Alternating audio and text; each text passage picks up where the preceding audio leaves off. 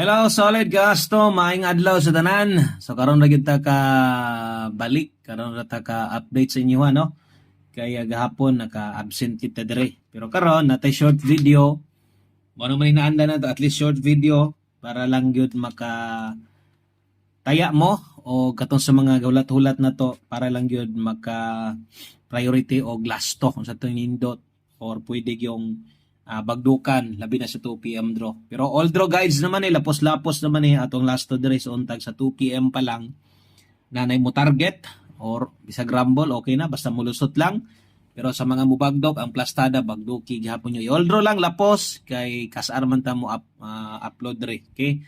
So November 24 taron adlong Lunes. Daghang salamat sa mga nisilip gihapon ang istong channel ug kung bag-o ka, follow, subscribe lang, share palihog, apili na lang og usa ka like. So good luck sa mga moabay karon. So upat ra gyapon, last to na to 5-9.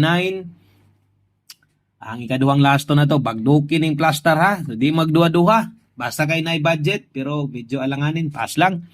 Ay lang sa dipugos basta kay bali-bali pod ni 9-2 ka dapat nag 2-9 sad ka kay sayang kayo ang ikaupat og ulahi natay 6-9. So ampo mong nainoybi karon mo ending or mamosting 6992 5907. Salamat kayo. Amping mo diha. Good luck. God bless. Bye-bye.